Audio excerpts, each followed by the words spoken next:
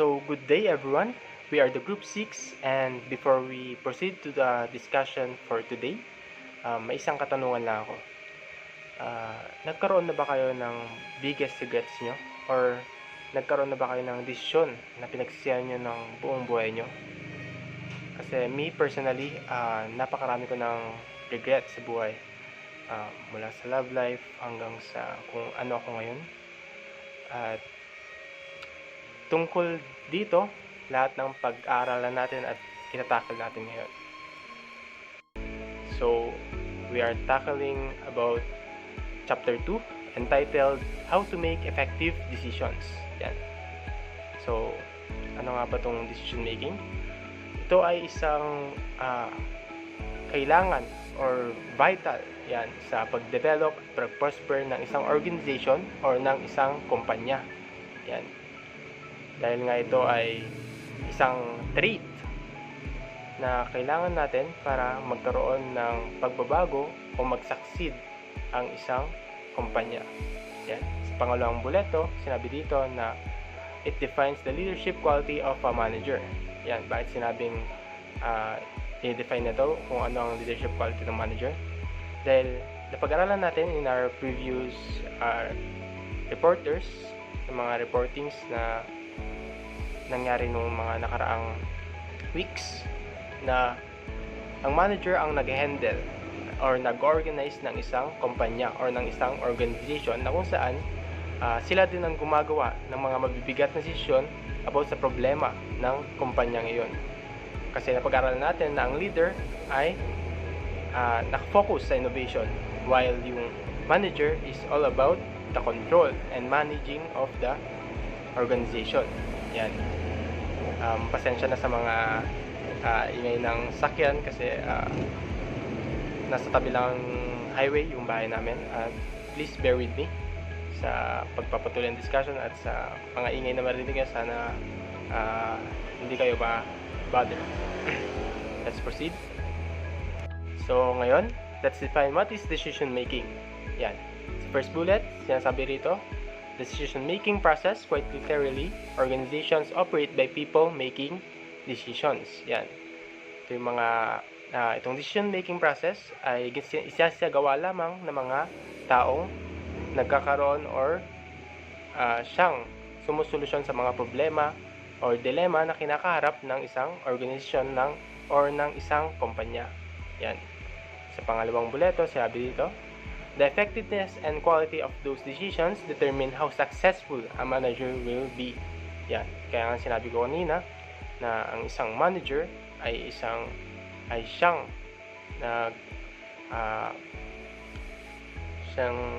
nag-decision yan or nagsosolusyon sa mga problemang kinakarap ng isang organisasyon. Yan. So kung successful or nagpa-prosper yung manager natin, ibig sabihin nagkakaroon tayo ng magandang decision making. Yan. Kung maganda yung decision making, ibig sabihin magpa-prosper naman yung manager. Yan. Ibig sabihin effective or quality yung decision making na ino-offer ng manager sa kumpanya mismo na yon. Sa pangatlong bullet, sinasabi dito, decision making and problem solving are ongoing processes of evaluating situations or problems, considering alternatives, making choices, and following them up with the necessary actions. Yan. Pag-uusapan natin mamaya yan in the next slides. Ito yung steps in decision making. Yan. So, steps in decision making process. Number 1, or the first one is define the problem. Yan. Ibabroaden natin mamaya yan sa next slide. Pero sinasabi rito, define the problem, dapat alam muna natin kung ano yung problema na kailangan natin solusyonan bago tayo magkaroon ng iba't ibang solusyon. O bago natin masolusyonan yung isang problema, dapat alamin muna natin kung anong mismong pinupuntiryan nating problema. Yan. Number 2, or the second one, identify limiting factors. Yan. Dapat alam din natin kung kung ano yung kaya natin, kung saan yung scope and range ng ma-handle natin about sa problem na iyon. Yan. Kung hindi kaya ng isang miyembro, dati pasa sa mga mas nakakataas na posisyon, katulad na naman ng manager or the team leader. Yan. Number 3, develop potential alternatives. Yan. Dito na papasok yung teamwork. Yan. Dapat magkaroon tayo ng brainstorming na kung saan magpa-pop up lahat ng mga ideas or alternative solutions na pwede nating magamit para masolve natin yung problemang kinakaharap ng isang organisasyon o ng kumpanya natin. Number 4, select the best alternatives. Yan. Kaya ng sabi ko, once na na-pop up na lahat or na-i-offer na o na-suggest na lahat ng mga solutions or alternative solutions, kailangan natin mamili ng the best possible alternative solution para sa ganun ay masolve na natin yung problem na kinakaharap ng kumpanya. Yan. And number 5, implement decision. Yan. Implement the decision. Dito naman, kailangan natin i-put into action yung the best possible alternative solution na nakuha natin from the brainstorming or from the teamwork na ginawa natin sa isang organization. Yan. Kailangan natin may implement para masolusyonan na yung problema na yun. Number 6, establish a control and evaluation system. Yan. Pero kailangan pa rin natin i-monitor yung best possible na solution natin para sa problema na yun. Kailangan nating evaluate, yan, magkaroon ng control system para sa kung gayon, kung hindi man umepekto or hindi man lang nabawasan yung problema na kinakaharap, ay gagawa ulit tayo or babalik ulit tayo sa step number 1 natin or step number 2 rather. Next, define the problem. Dito natin i-broaden yung step 1 natin kanina. Yan. The first bullet, the manager begins when the manager identifies the real problem. Yan. Magsisimula lang mag-function or mag-start to work yung manager kapag na-define niya yung real problem or yung mismong problema ng organization or ng kumpanya. Yan, kagaya ng sabi ko kanina. Bullet number 2, if the problem is inaccurately defined, every step in the decision-making process will be based on an incorrect starting point. Yan. Once na mali yung nakuha nating or na-define nating problem, nonsense na yung mga procedure or yung mga steps na gagawin natin para sa decision-making process para maabot natin yung best possible solution sa problemang yon. Kasi iba naman talaga yung problemang kailangan nating solusyonan. Yan. Kaya nonsense na yung mga steps or ways na gagamitin natin. Yan. Kaya dapat maging aware tayo kung ano talaga yung tunay na problema sa organization na or kumpanya na ito. Yan. Sa bullet 3, the most obviously troubling situations found in an organization can usually be identified as symptoms of underlying problems. Yan. Kailangan maging konkreto mo na o solido yung samahan nyo sa isang organization. Kasi once na may trouble or turmoil sa isang organization, ay nagsisilbi na itong symptoms para magkaroon ng problema or malaking problemang hindi masusolusyonan ang isang organization o isang kumpanya. Kaya dapat mamonitor natin ang pagkakaisa or ang cooperation ng bawat membro natin sa isang organization or kumpanya. Yan. Sa fourth bullet, time pressures frequently cause a manager to move forward after considering only the first or most obvious answers. Yan. Minsan naging problema ng manager itong time pressure. Kung saan kailangan nila maabot yung quota para masolusyonan yung problem na iyon, ay nape-pressure sila dahil kailangan nila makahanap agad ng solusyon. Yan. Kaya yung solusyon na ipepresenta nila or na-implement nila ay sabihin natin hindi ganun ka-efektibo. Yan. Dahil na-pressure nga sila at dahil sanhi lang yan or cost lang yan ng time pressure. Yan. Sa pang-5 bullet, sinabi dito, one of the best known methods for developing alternatives is through brainstorming, where a group works together to generate ideas and solutions. Yun na yung sinasabi ko kanina, na kailangan magkaroon ng teamwork or brainstorming para mag-pop up or mailabas lahat ng suggestions about sa alternative possible or the best possible solutions natin para sa problemang kinakaharap ng kumpanya or ng organization. Yan. Next slide. Entertain all ideas. Yan. i-broaden na natin yung second step natin. Second step, tama ba ako? No, the third step natin. Yan, i-broaden natin dito sa entertain all ideas. The more ideas that comes up, the better. Yan, kaya sabi ko kanina, mas maraming may suggest yung mga teamwork.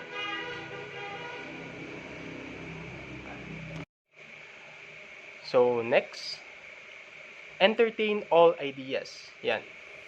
The more ideas that comes up, the better. Yan, kagaya ng sinabi ko sa inyo kanina, na mas kung magkakaroon tayo ng brainstorming sa loob ng isang company or organization, na kung saan magtutulungan tayong lahat ng miyembro, pati ng manager, at ng mag-offer o mag-suggest ng best possible alternative solution, ay mas maganda dahil mas marami tayong may isip or mahanap na best na solution para dun sa problem na kinakaharap ng kumpanya or ng organization. Yan. Participants should be encouraged to present ideas no matter how ridiculous they seem. Yan. Dapat ma-encourage natin lahat ng miyembro natin na magkaroon ng suggestion about sa best possible alternative solution sa problemang yun kasi mostly na nanggagaling sa mga members natin yung mga magandang ideas para sa mga best possible na solution natin. Yan. Kaya dapat i-encourage natin sila na may suggest or sulat lang nila or i-offer lang nila yung mga solutions na alam nila ay tama o kahit na kabulatawan ito o kalokohan. Basta andun yung thought na pwede siyang maging best possible na solution natin sa isang problema. Refrain from allowing members to evaluate others' ideas on the spot. Yan. Kasi nga sinabi natin kanina na kailangan natin na-encourage yung mga members natin na mag-offer na ideas o mga possible solutions sa problemang kinakaharap natin kahit na ito ay kalokohan o kabulatawan. Yan. Kasi dito once na i-present nila yung mga ideas nila at wala sa tamang wisyo or nonsense yung sinabi nila, dapat hindi pa rin natin evaluate agad or magbigay ng judgment or i-criticize agad yung solution na yan kasi pwedeng maging sanhito ng pagiging pagbaba ng self-confidence or baka sa susunod na mga problema ay hindi na siya mag-offer pa ng mga magandang solution. Yan, yung membro na kung sakaling siya yung ma-criticize o siya yung ma-evaluate or mabibigyan ng judgment. Yan. All judgments should be deferred until all thoughts are presented. Yan. Kaya sinabi ko kanina, kailangan may present mo na lahat ng ideas. Yan, bago magkaroon ng criticization or ng judgment. Yan. Managers can use several other ways to develop solutions. Yan. Mga manager, once na makita nila na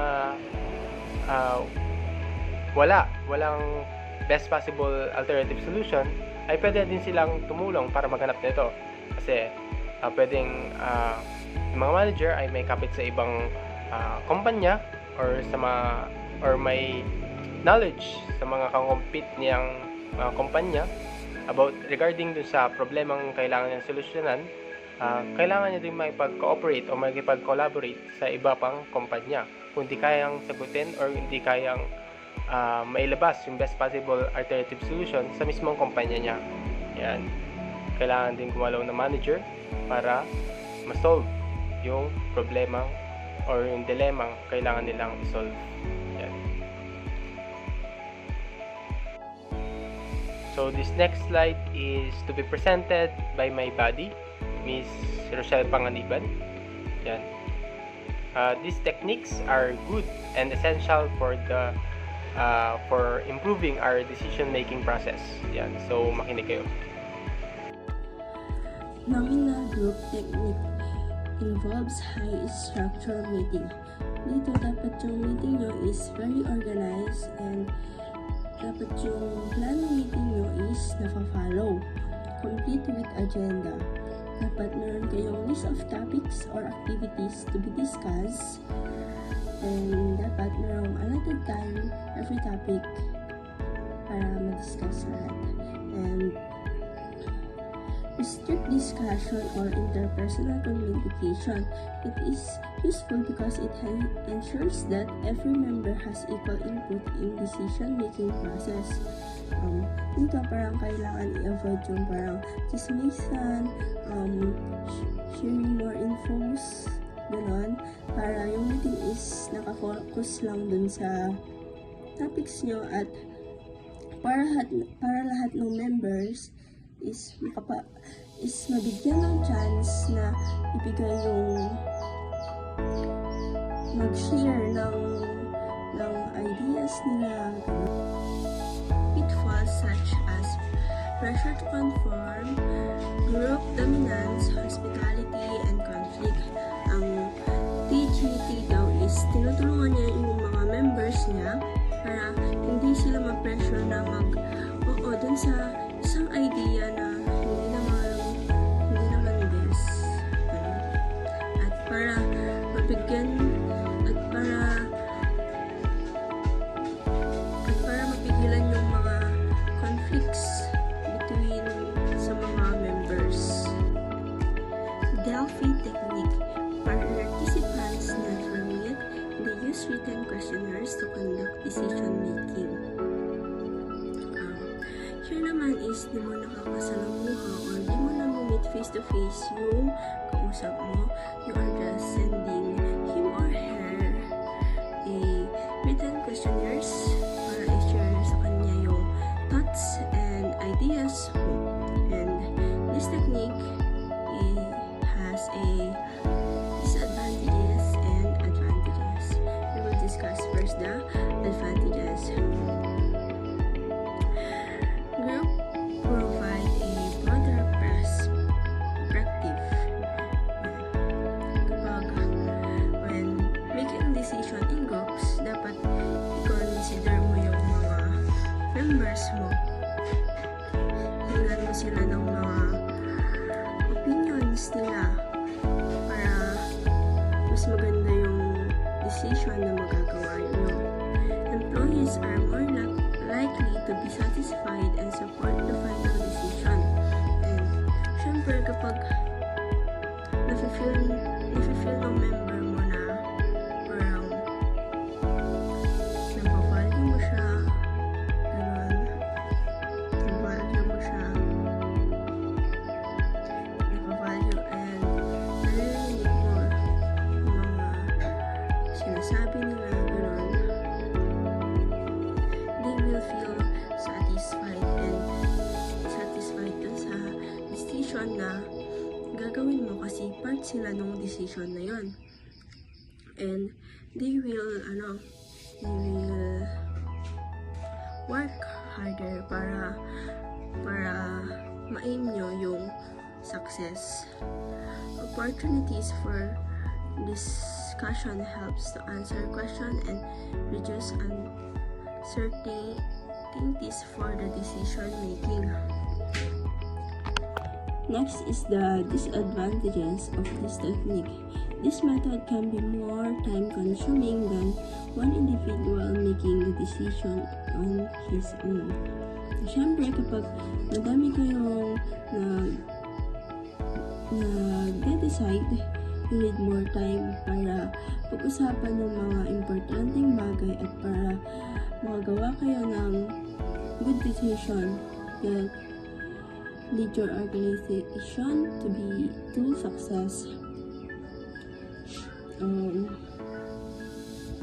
Siyempre kapag mag-isa ka lang, ikaw lang yung nag-decide is kapag ano yung naisip mo, yun na yun. Hindi mo na kailangan ng opinion ng iba. Dito is kino-consider mo yung opinion ng iba. The decision which could be compromised rather than the optimal solution. Ito, baka ang organization nyo might end up on agreeing on decision na hindi naman best solution, ganon, para dun, or best choice, ganon. Evaluating the alternatives can be done in numerous ways. Here are the possibilities. Determine the pros and cons of each alternative. Here, you should make a list of good and bad points for each alternatives. Makakatulong ito para makita mo what's good and bad about each opinions. Next is perform a cost-benefit analysis for each alternative. Ito naman is titignan mo how much the cost compared dun sa benefit, compared dun sa magiging benefit na makukuha mo. Gawin mo to sa bawat alternatives para makita mo kung saan ka mas magbe-benefit at yung cost is less lang. Weight each factor important in decision. Ranking each alternatives related to its ability to meet each factor.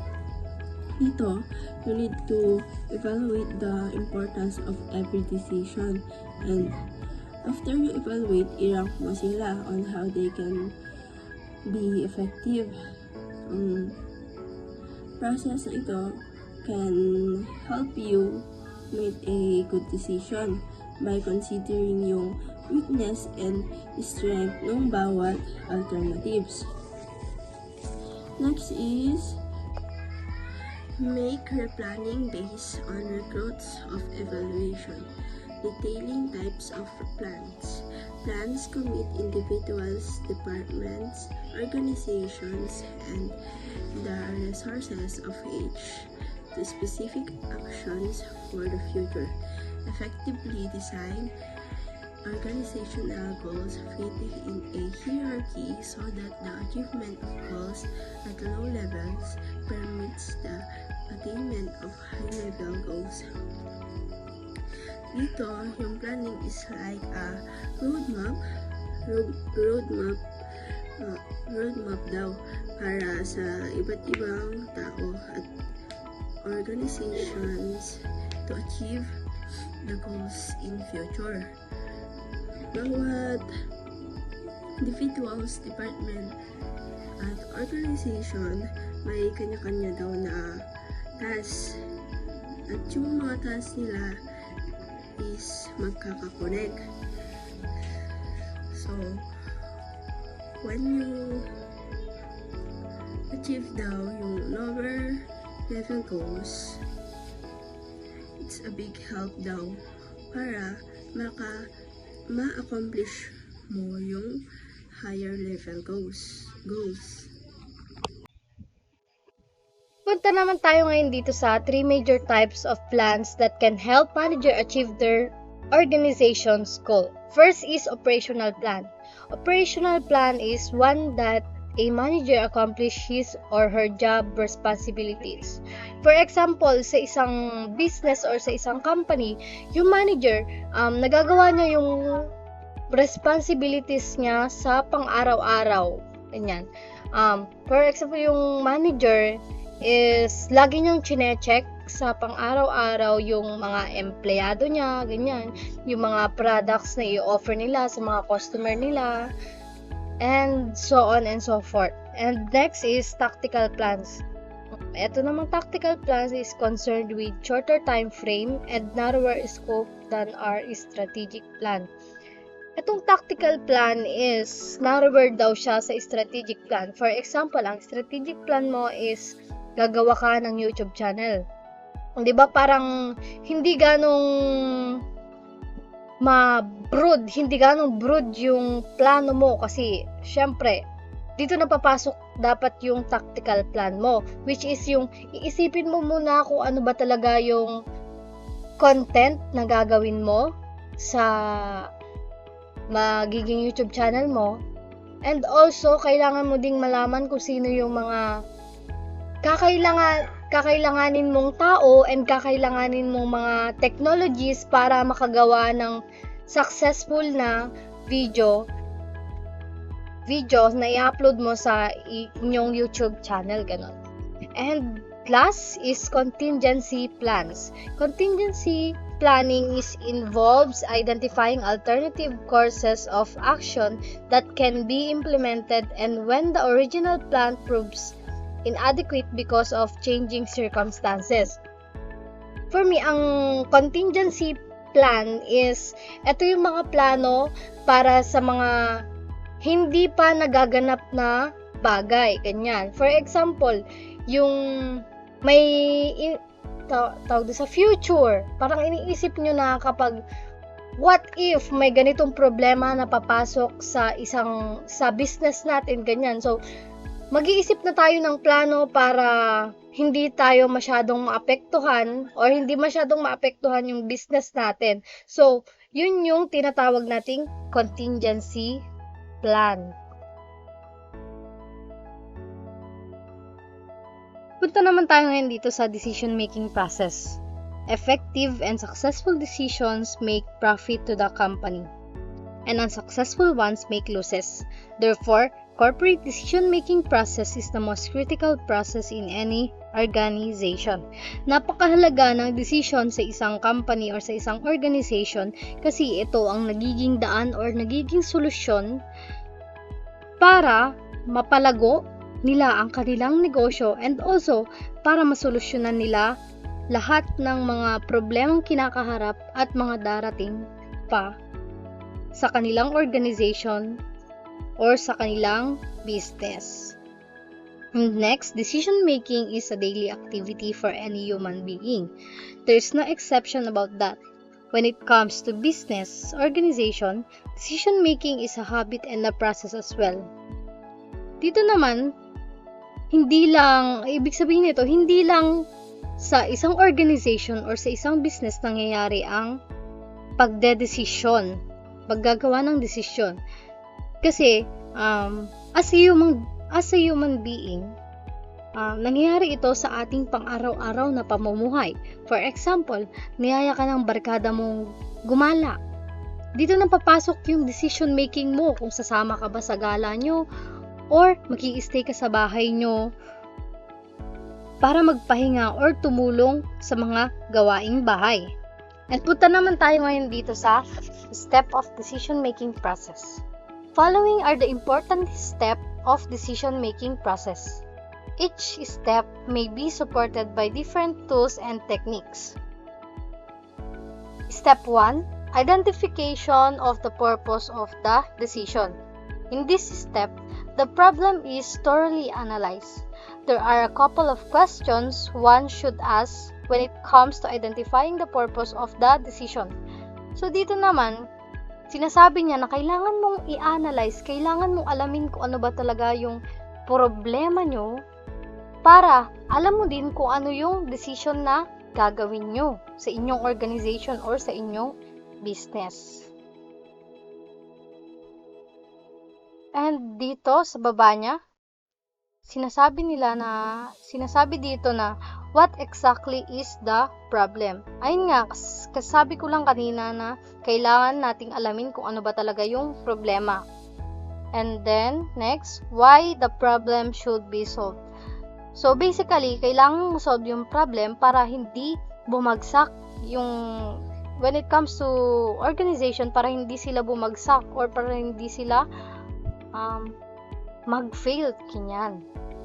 And next, who are the affected parties of the problem? Kailangan mo ding alamin kung sino-sino yung mga apektado sa problema na meron kayo. Para alam mo talaga kung ano yung gagawin mong desisyon. And last, does the problem have a deadline or a specific timeline? So, para sa akin, ang problema ay walang deadline or specific timeline kasi sakalang mawawala or sakalang matatapos ang isang problema kapag nagawan mo na ng solusyon. Ganyan, nagawan mo na siya ng solusyon. And step 2, information gathering. A problem of organization will have many stakeholders. In addition, there can be dozens of factors involved and affected by the problem. So, dito naman, kailangan mo mag-gather ng information para malaman mo kung ano-ano ba talaga yung nagiging factors na naapektuhan ng mga problemang dumadating sa inyong company. Decision-making process. Step 3, principle for judging the alternatives. In this step, the baseline criteria for judging the alternative list should be set up. When it comes to defining the criteria, organization goals as well as the corporate culture should be taken into consideration. Sa hakbang na ito, mahalaga na magtakda ng batayang criteria para sa pagpapasya ng mga pagpipilian. Dapat isaalang-alang ang mga layunin ng kumpanya at kultura nito para matukoy ang mga kriteria na gagamitin. Decision-making process. Step 4, brainstorm and analyze the different choices. For this step, brainstorming to list down all the ideas is the best option before the idea generation step. It is vital to understand the cause of the problem and prioritization of causes. In this step, halaga ang brainstorming upang ilista ang mga lahat ng idea bago pagpatuloy sa pagbuo ng mga konsepto. Mahalaga rin na unawaan ang mga sanhi ng mga problema at bigyan prioridad ang mga sanhi bago magpatuloy sa pagbuo ng mga solusyon nito. Decision-making process. Step 5, evaluation of alternatives. Use your judgment principles and decision-making criteria to evaluate arts alternative. In this step, experience and effectiveness of judgment principles come into play. You need to compare each alternative for their positive and negatives. Sa akbang na ito, gamitin ang mga prinsipyo sa paghusga at kriteria sa paggawa ng desisyon upang suriin ang bawat alternatibong pagpipilian. Mahalaga ang karanasan na epektibong paggamit ng mga prinsipyo ng paghusga at paghahambing sa bawat alternatibong kanilang positibo at negatibong aspekto. Decision-making process. Step 6, select the best alternative. Once you go through the step 1 to step 5, this step is easy. In addition, the selection of the best alternative is informed decision since you have already followed the methodology to drive and select the best alternative. Kapag dumaan ka na sa mga hakbang mula sa step 1 hanggang step 5, madali na lang ang hakbang na ito. Bukod dito, ang pagpili ng pinakamahusay na alternatibo ay isang desisyon na pinag-aaralan dahil nasunod mo ang isang pamamaraan ng pagkuha at pagpili ng mga pinakamahusay na solusyon. Decision-making process. Step 7. Execute the decision. Convert your decision into a plan or sequence of activities. Execute your plan step by yourself or with help of the subordinates. Sabi dito, i-convert daw ang iyong desisyon sa isang plano o sa susunod na mga aktibidad.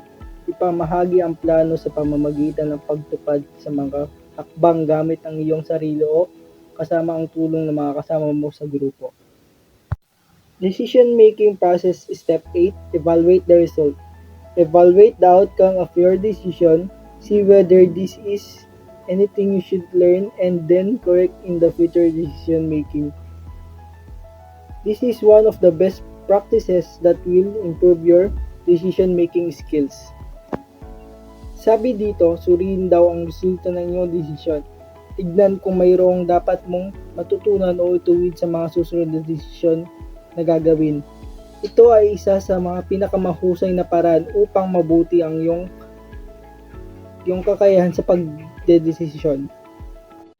That's all for today. Thank you for listening and thank you for watching with us. I hope you enjoy.